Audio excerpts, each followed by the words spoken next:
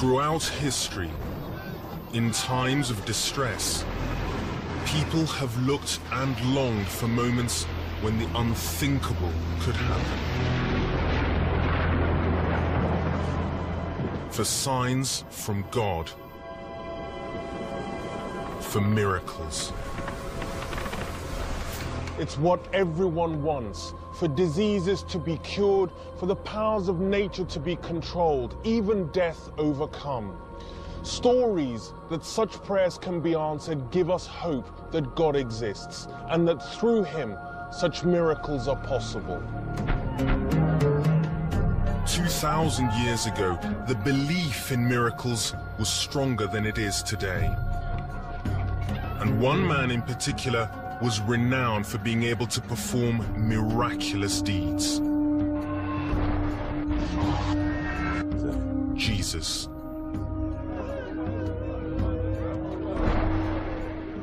He was said to have been able to raise people from the dead.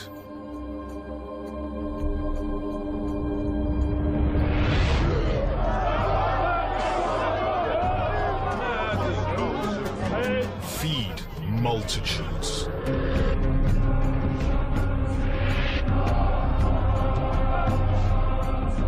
And even walk on water.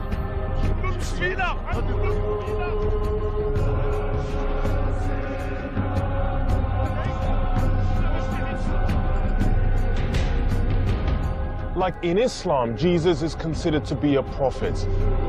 And in Judaism and Hinduism, he's regarded as one of the great moral teachers. But Islam doesn't emphasize his miracles, because to do so would be to suggest that he is divine, something Muslims believe is unacceptable.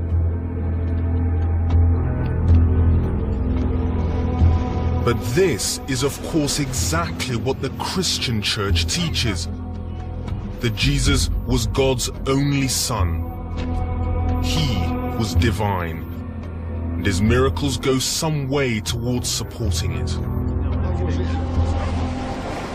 But is this just wishful thinking, or is it what Jesus himself really believed?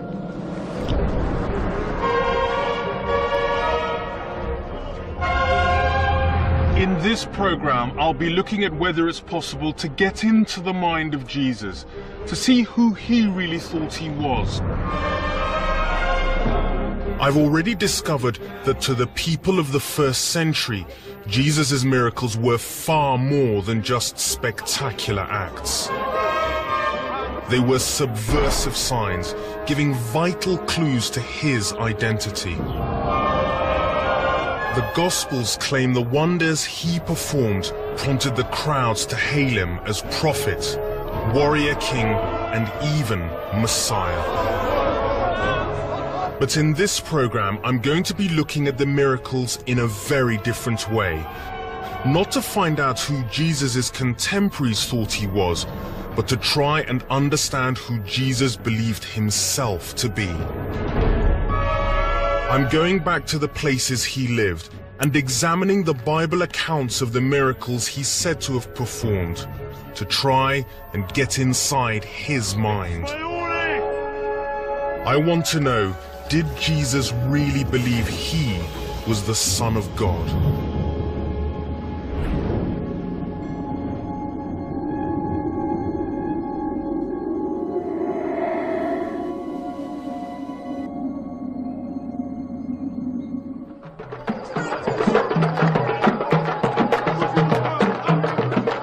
The miracles of Jesus are amongst the best known and best loved stories in the world.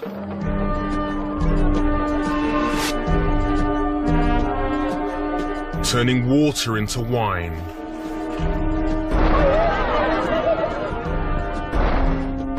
Casting out demons.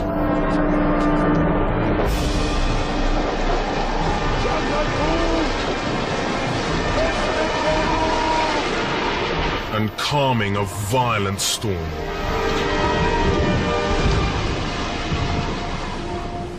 And we know about these dramatic events because they were written down within 60 years of Jesus' death. by the writers of the Gospels, Matthew, Mark, Luke and John. But we live in a rational age. We associate miracles with either medical advances or bizarre coincidences. And it makes us wary about biblical stories speaking of God intervening in the world. It is a nice idea, but surely it can't have happened like that.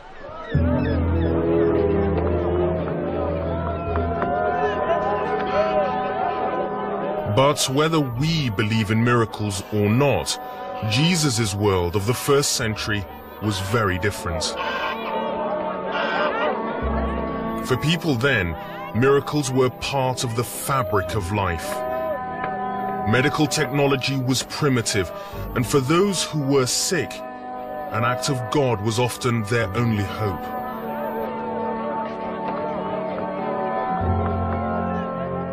Jesus lived here in the village of Capernaum on the shore of the Sea of Galilee, and archaeologists have traced these very stones right back to that period.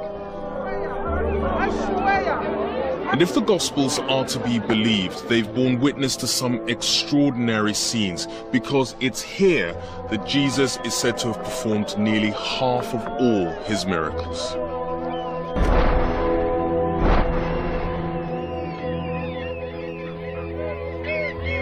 The Gospels contain records of over 35 miracles, and of these the majority were healings of the lame, the deaf and the blind. Archaeological evidence from the time reveals that mortality rates were high, especially amongst children. And scholars claim that on any given day, a quarter of the population was sick, disabled, or in need of medical attention.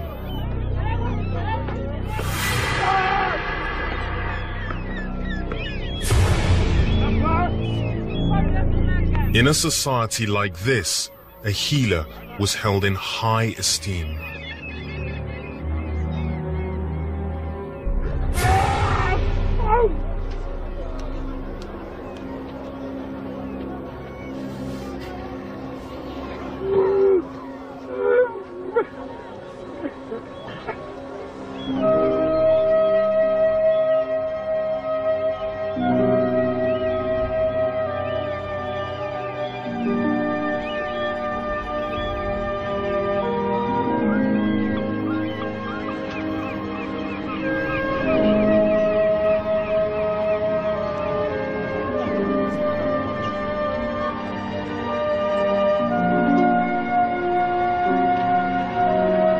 Whatever really happened, however it happened, Jesus' friends and foes alike were in agreement. They believed Jesus was a miracle worker. But it wasn't just his ability to do these things which so astonished them.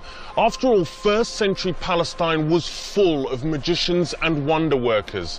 What people questioned was the meaning of his miracles, and that's what I want to find out. If the miracles of Jesus were signs, then what were they saying to people in the first century? And can they answer a question so vital that people have lived and died for it for centuries? Who was Jesus?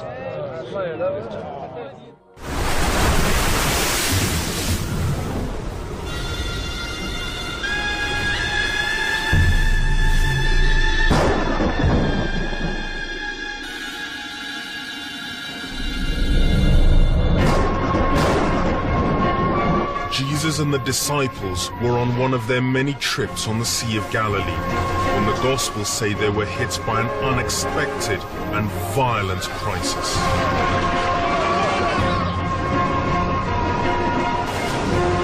In fact, this part of the story does appear to be accurate, because eastern storms do blow up regularly here on the Sea of Galilee. The disciples were struggling for their lives. But by comparison, Jesus' reaction is bewildering. He's said to have been asleep.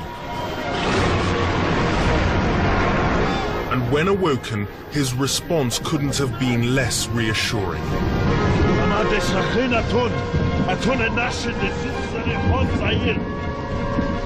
But what the disciples didn't know was that they were about to receive help in a way they could never have imagined.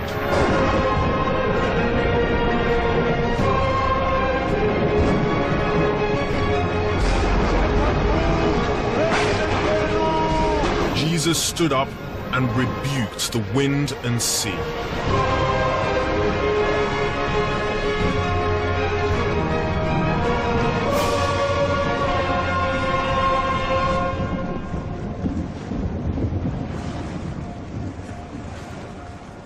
The disciples must have wondered who on earth Jesus was. This man who appeared able to control the elements.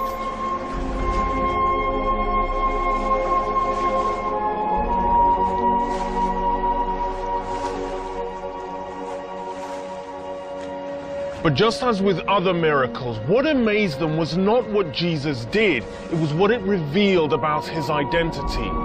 They would have known the ancient Jewish prophecies which said very clearly that there was only one person who could calm the stormy seas.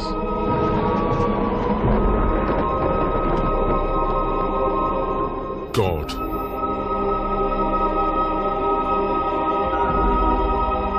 One passage from the book of Psalms recalls an occasion where God had shown his power to save his people from distress.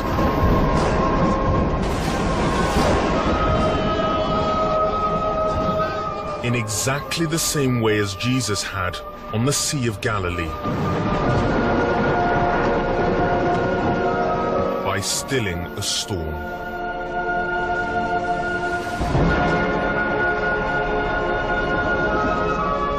The similarities would not have been lost on the disciples. Jesus' actions seem to suggest that he had the power of God himself.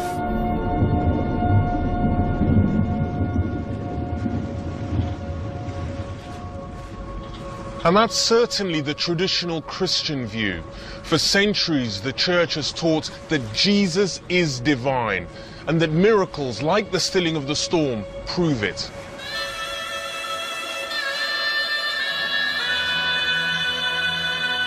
But many scholars have argued that this miracle never even happened. That it's so spectacular, it must have been invented by the Gospel writers to suggest that Jesus was the Son of God. It's difficult to know where the truth really lies.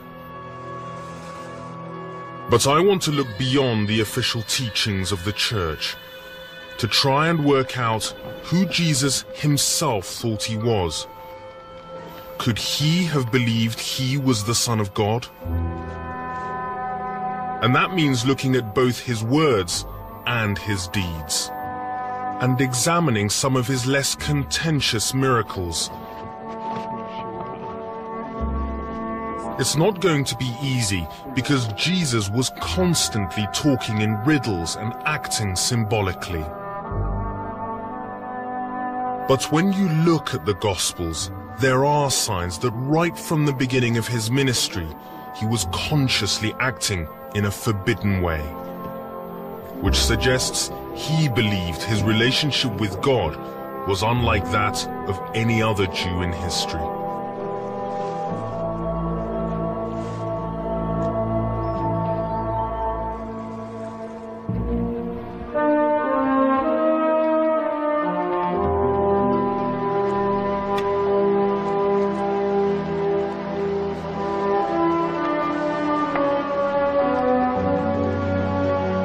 One of the first major clues as to who Jesus thought he was comes right at the start of his mission, in one of the most powerful events of his life, his baptism.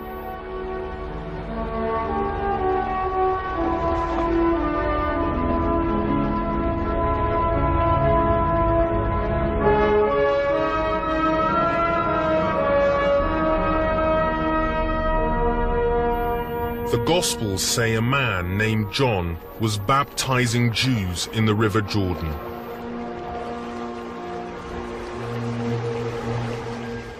And as a young man, Jesus traveled to see him to be baptized himself.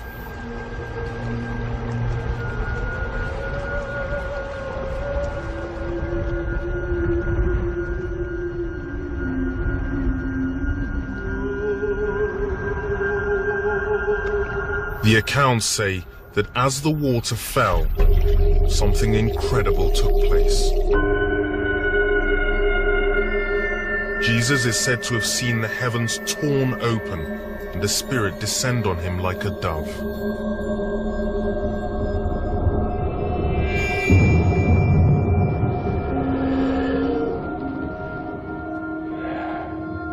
And he heard a voice from heaven.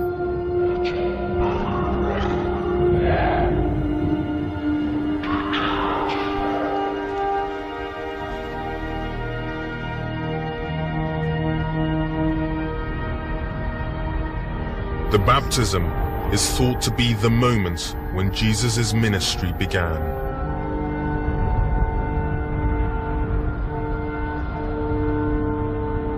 And it's certainly not an incident that would have been invented by the Gospel writers.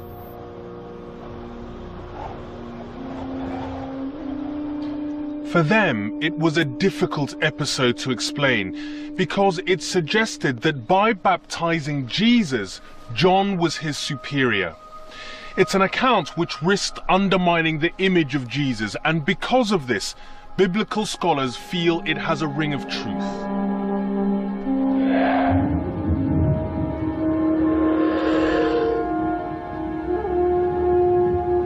So by interpreting the symbolism of the Gospel accounts, we can get closer to understanding how the experience affected Jesus.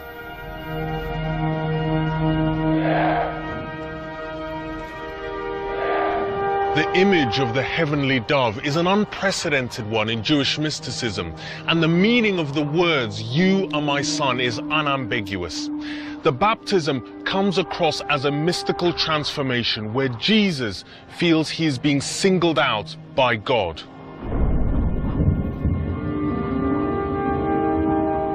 It seems that at this moment he understood that his life had a purpose. He changed from being a peasant from Galilee to being a man on a mission from God.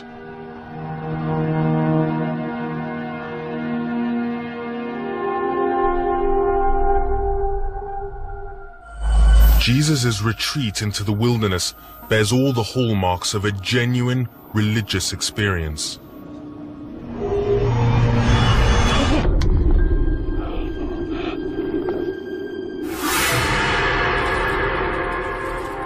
He must have been bewildered and frustrated by what was happening to him.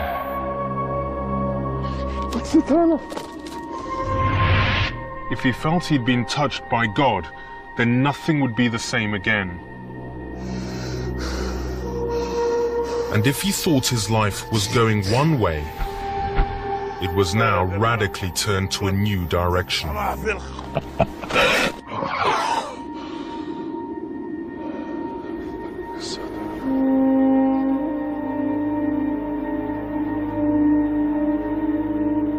The Gospels claim that at the end of his time in the desert, Jesus had resisted the temptations of the devil.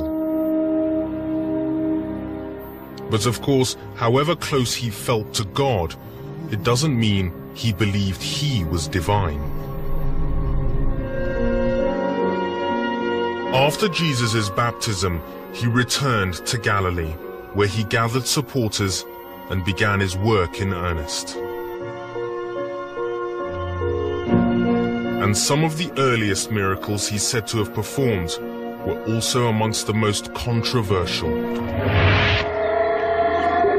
His exorcisms.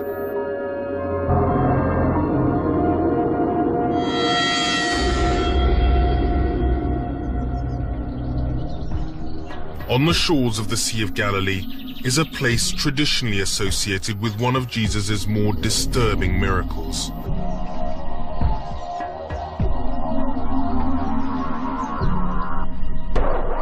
Today, this site is known as Kursi, But in Jesus' time, it was called Gergasa.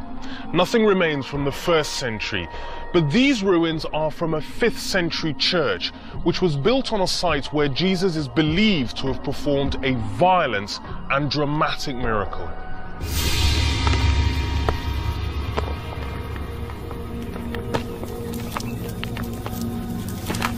The Gospels tell the story of a man known as Legion.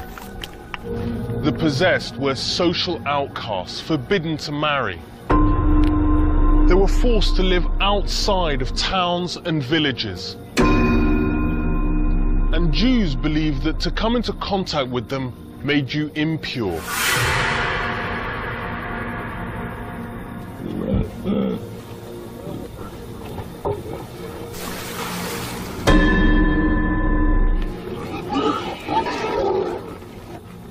By coming here, Jesus was to encounter dangerous forces believed to be the enemies of the Jewish God and his people. And yet, surprisingly, he chose to approach the man. And he also chose to heal him.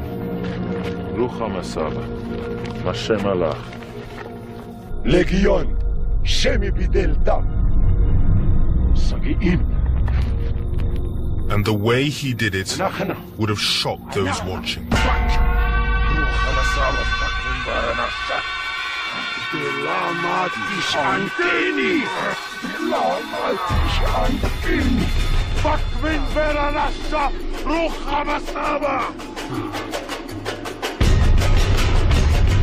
Jesus differed from other exorcists because he didn't use elaborate spells. He shouted directly at the demons. And the violence of his approach was so great that even those who were sympathetic to him felt he was deranged.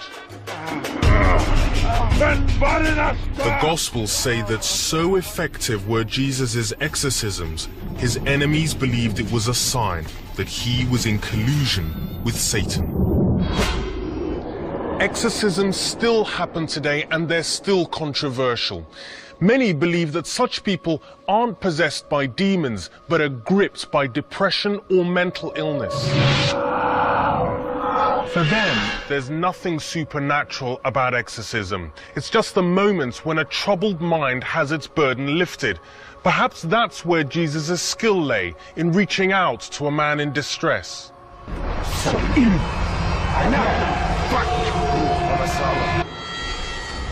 Whatever really happened, the exorcism exposes something far deeper and rather disturbing about Jesus' identity.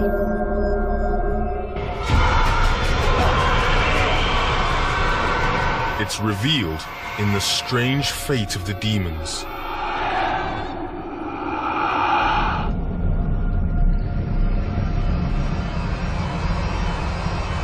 The Hebrew Bible speaks of Leviathan, a terrifying monster, the personification of evil who lurked in these waters.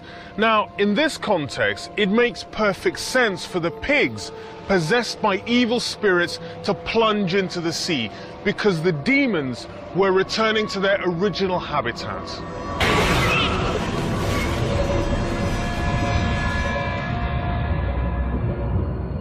At Gergasa, it seems, Jesus took on Satan's powers and won.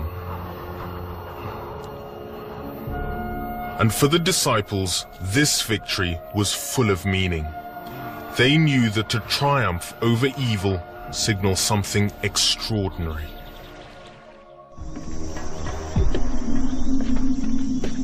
Documents found near these ruins at Qumran may hold a key to understanding how the disciples thought.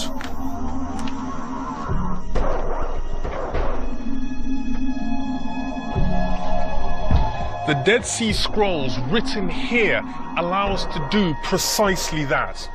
Because they were written at the time of Jesus, they reveal that the Jews expected a particular kind of war to commence, a battle between good and evil.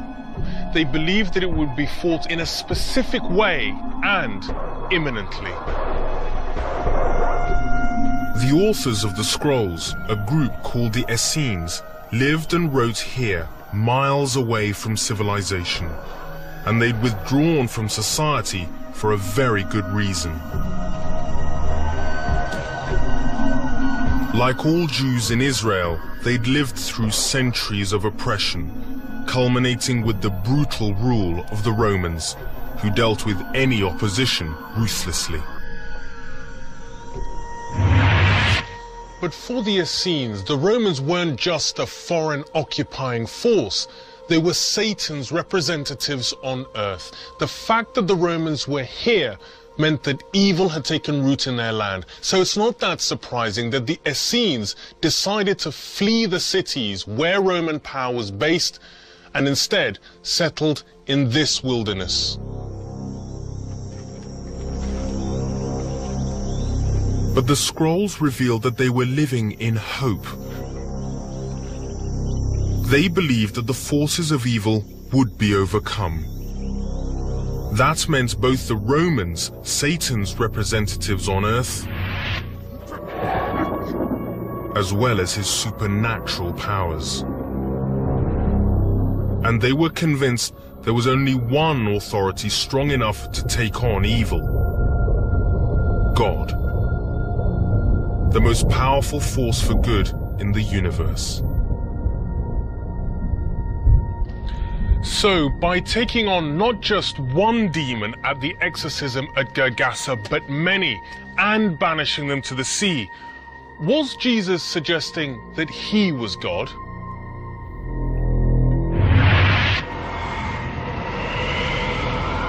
At first glance, it seems unlikely.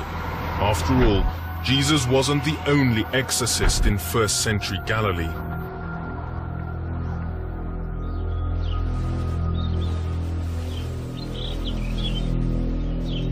Just 12 miles from Nazareth is the resting place of another charismatic preacher and contemporary of Jesus.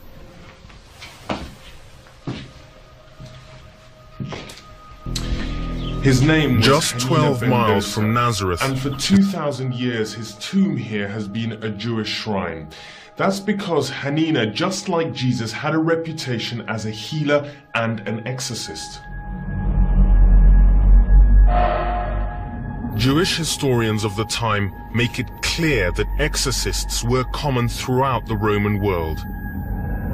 Proof that Jesus certainly wasn't unique in casting out demons. But what if the exorcism was part of a wider pattern? What if this wasn't the only time Jesus acted in a way God was supposed to act?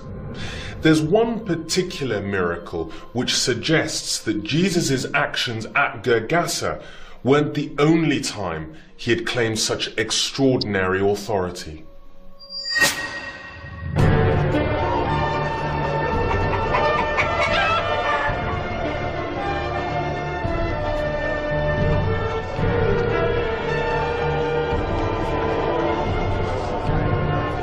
As Jesus' mission continued, his reputation for incredible healings and exorcisms meant that wherever he went, crowds flocked.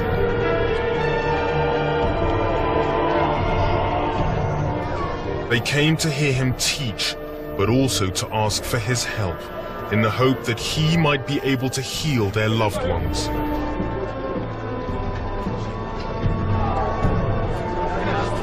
Abba. On one such occasion, the Gospels say that Jesus was preaching to a packed crowd.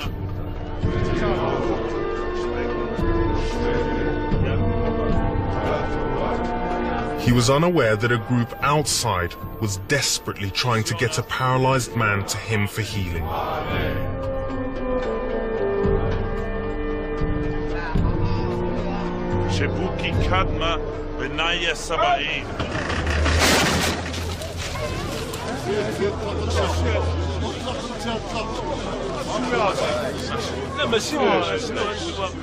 Unable to find a way in, the men used their initiative to get Jesus' attention.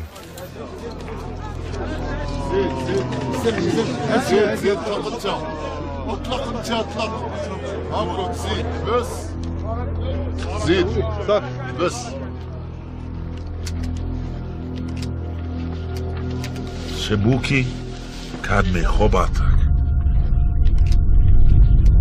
بدوب من تشرب. Shebikin lach khobatak.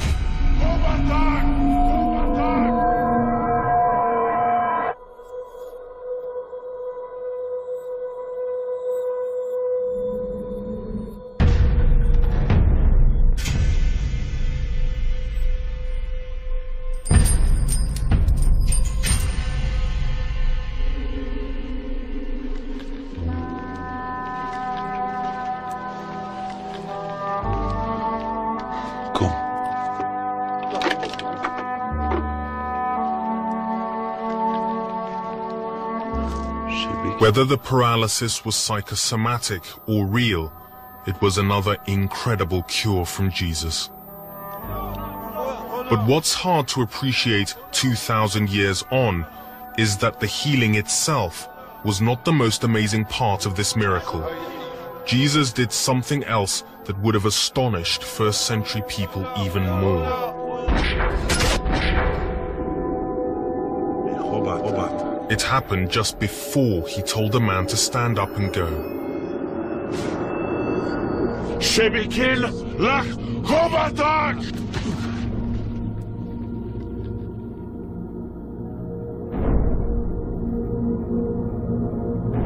Jesus told the paralyzed man that his sins were forgiven.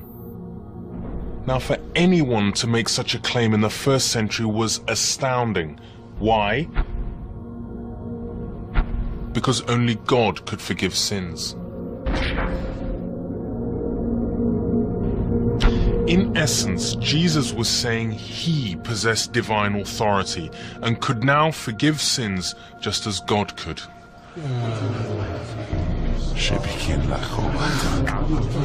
The disciples are said to have been afraid. Was Jesus claiming he had the power of God?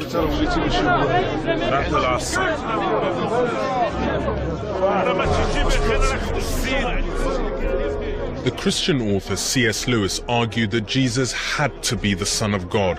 Otherwise, the claims he made would make him either a madman or a liar. And certainly if anyone made similar claims today, that's exactly how they'd be dismissed. But in the first century, to claim to be divine wasn't just a sign of madness. It's Mayuri! It was blasphemy, and the punishment for something so scandalous was death. It was as though Jesus was consciously trying to make a point about who he was, and with so much at stake, his words seemed suicidal.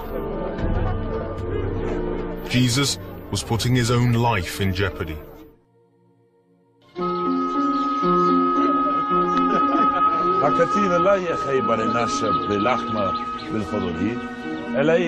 The accounts say Jesus traveled to a house in a country north of Galilee known as Tyre, modern-day Lebanon.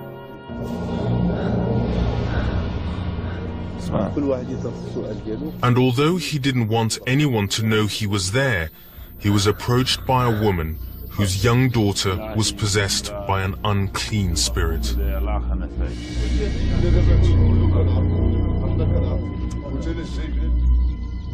Now, by this time, Jesus had gained quite a reputation as a healer, so perhaps it's not that surprising that the woman tried to seek him out. But she was unlike any other woman Jesus had previously met. The account says that she was a Syro-Phoenician, a term which means very little to us today, but one that would have had a great deal of meaning for both Jesus and the disciples. They knew that she wasn't Jewish, and as such, she was considered an outsider, not one of God's chosen people. And to grant such a woman's request would be scandalous.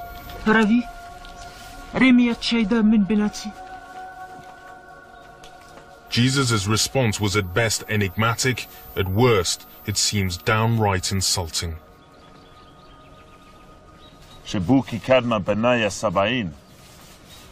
Killa shefira matal lachma de benai vermama la kalabaya.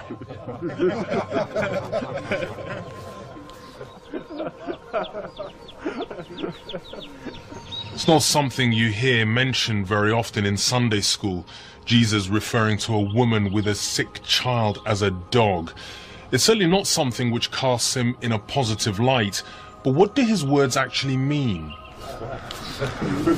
Well, dog was the standard first-century Jewish insult against the unclean Gentiles.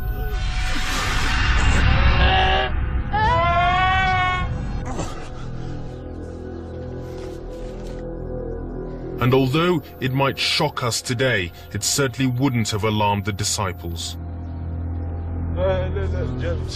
What he said was exactly what they believed. He was refusing to heal the woman's daughter because she was a non-Jew, a dog. He also believed that the bread of his mission was to the Jews alone, the true children of God. Mara, ach kalabaya, tachut patura, ach liniet hadamnin de banaya.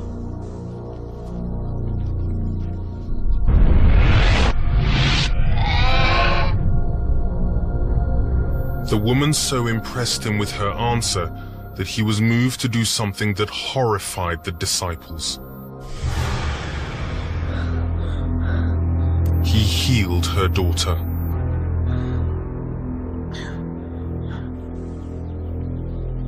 Mit ulmet Allah, dena, zeli, nefek shaida min barataki.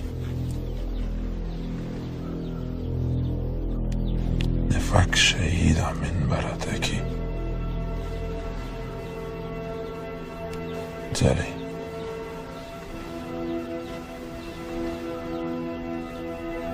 زلي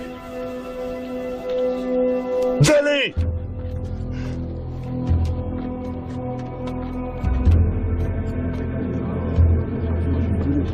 Healing a non-Jew was simply unheard of in the Jewish faith. Scott.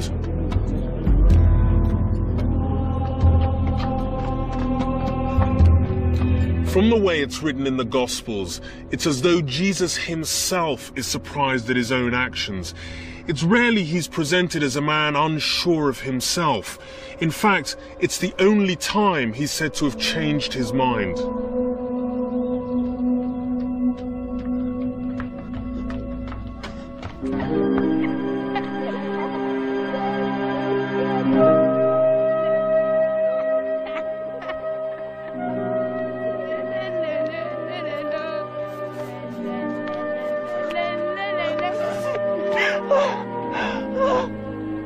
The woman had shown faith Jesus had rarely seen, even amongst the Jews. By healing her daughter, he'd not only gone against the conventional wisdom, he was also challenging centuries of Jewish teaching. Ancient prophecies predicted that only in the last days would Gentiles begin to believe in the Jewish God. And even then, they wouldn't come to worship him on their own. It would only happen through the example of the Jews.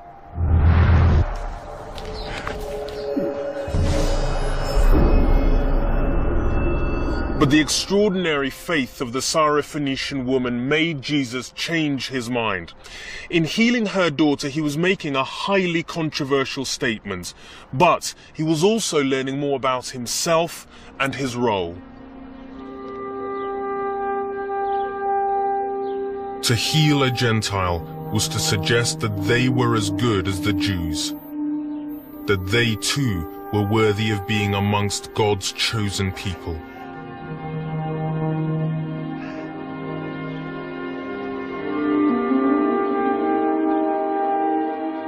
Only God himself could define who was and wasn't chosen. Now Jesus was making that decision. Once again, he seemed to have discovered in himself an authority to act that could only come from God.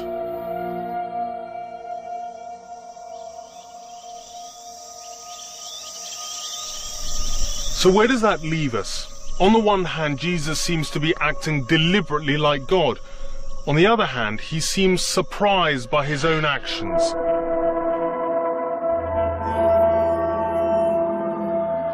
All the indications are that Jesus was very much on a journey of self-discovery.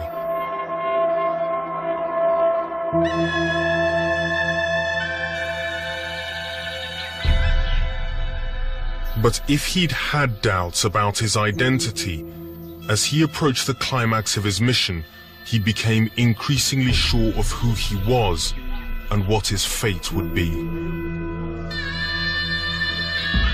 After 3 years preaching and healing, it was only natural that he would leave the rural backwater of Galilee where he'd grown up and head towards Jerusalem, the political and spiritual center of the Jewish world.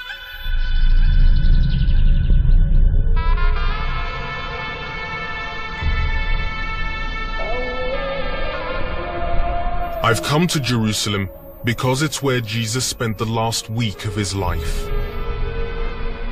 From his arrival in the city to his death on the cross, it's Jesus' actions here that provide the key to finally understanding him. The unfolding events make sense of an enduring mystery.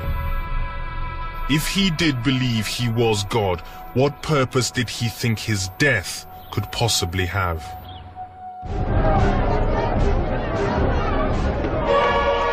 Jerusalem wasn't only the focus of Jewish life.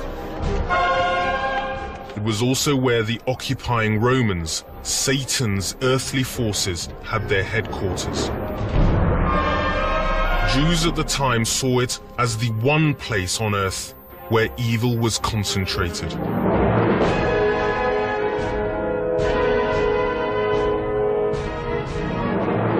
If he was going to finish his fight against evil, there was no better battlefield.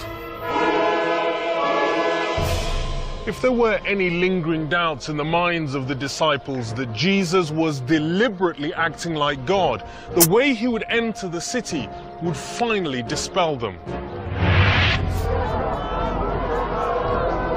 He approached the walls of Jerusalem riding on a donkey. Jesus was doing exactly what the scriptures said the Messiah would do when he would return to liberate Israel from pagan forces, ride into the city on a donkey. But the entry had another meaning, a far more controversial one. The Jews believed that the Roman occupation was a sign that God had deserted them. But there was hope, because ancient prophecies claimed that God would return to reclaim his land.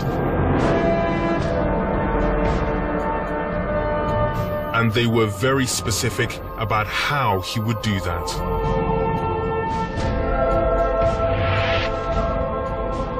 They said he would enter through the east gate of the city. And that's exactly where Jesus came in. He was making a very public statement.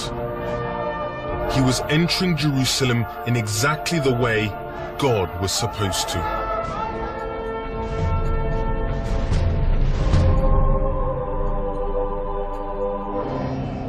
Through his exorcisms, Jesus had already hinted that he was the one predicted to take on evil. But these were just minor skirmishes. The real battle against Satan himself was yet to take place. The question was, how? Popular expectations were that evil would be crushed by an armed rebellion. The Romans would be defeated and Israel would once again be free under the rule of God. And his followers must have hoped that he was the one to start such a rebellion.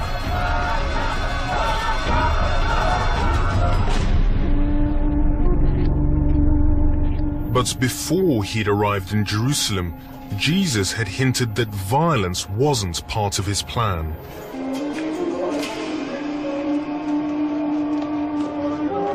He'd suggested through his teachings that he was going to fight Satan in a very different way, by going the extra mile and by loving one's enemies. It sounds like a very submissive form of pacifism, hardly the way to defeat the ultimate forces of evil.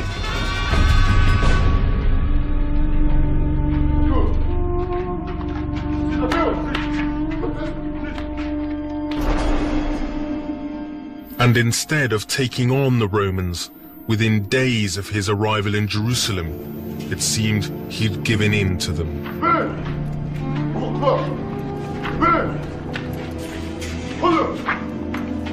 He was arrested and condemned to death by crucifixion.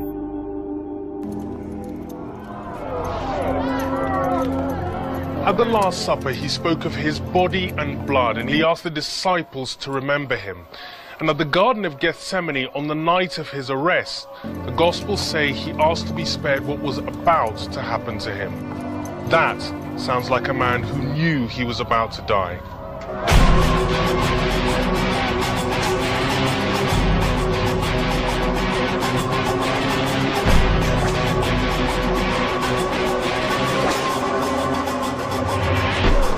The Romans were famous for their grueling and inhumane methods of execution.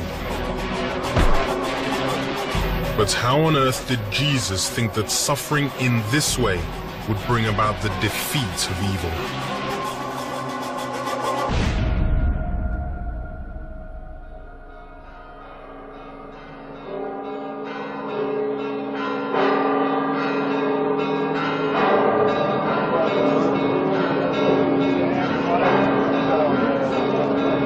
Every Easter, pilgrims flock here to Jerusalem to retrace Jesus' final journey towards his death.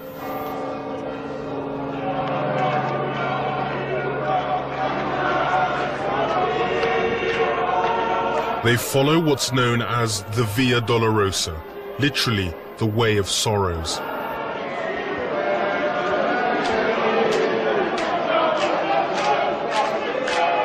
It's traditionally believed to be the route along which Jesus carried the cross.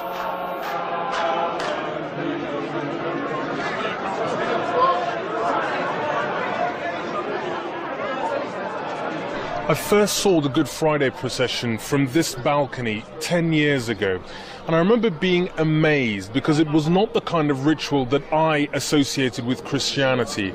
It was fervent and it was very literal. The pilgrims were trying to identify with the agony that Jesus must have gone through.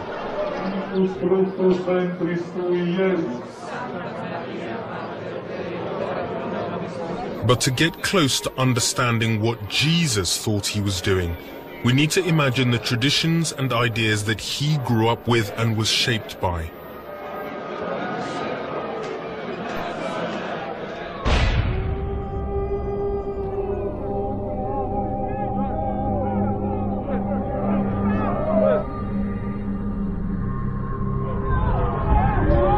In fact, in Jewish scripture, there is a precedence for fighting evil through suffering.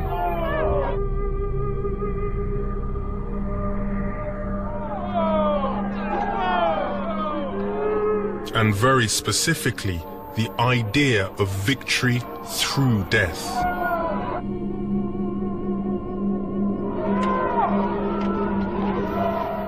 It appears in a passage which Jesus would have heard read in the synagogue as a child. It was from the book of the prophet Isaiah in the Hebrew Bible, and it was all about a man who would undergo intolerable pain and hardship. He was known as the suffering servant. We know from the Gospels that throughout Jesus' life, he quoted from this book of Isaiah, and there's a close similarity in their thinking. Both talk about the kingdom of God, and both stress suffering and rejection as a part of God's plan.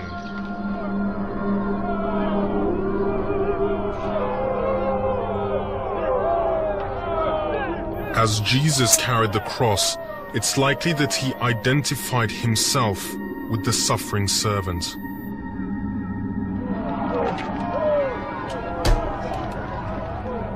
Many scholars believe it's the only way to make sense of his behavior.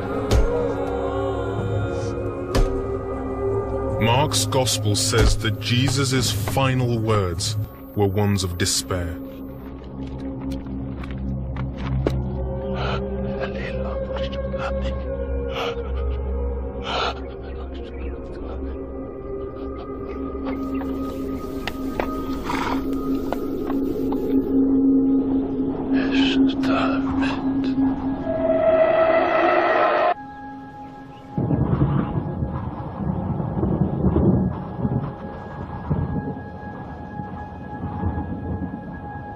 It's easy to dismiss Jesus' actions as those of a madman.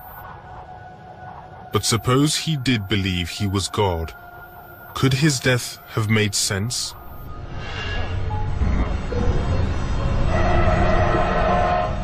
If Jesus was convinced he was engaged in a battle against Satan, there was no more bitter symbol of his rule than the cross, the hated Romans' most brutal method of execution. By submitting to it, Jesus was literally throwing himself onto Satan and allowing him to do his worst.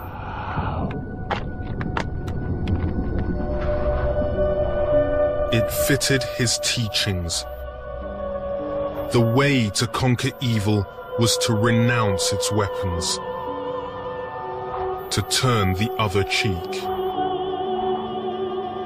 to be the suffering servant.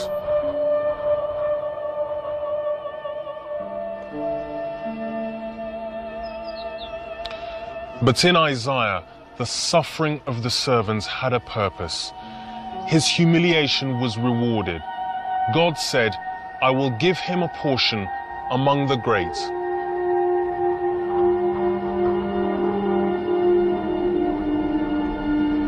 And yet, as those closest to him watched him die, they must have believed he had failed. The Romans were still there. Nothing looked any different. It seemed that Jesus had gambled and lost. All those miracles suggesting that he was God, he was the Messiah, the promised one, seemed to have come to nothing.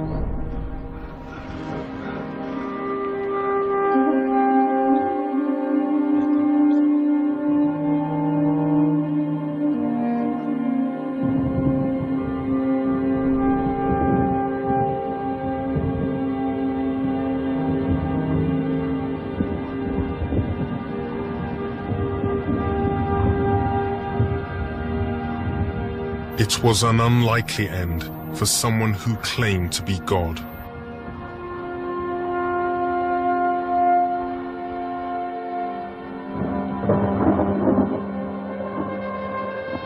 Unless what the Gospels say happened next is true.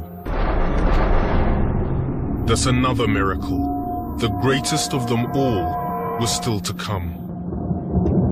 The death wasn't the end.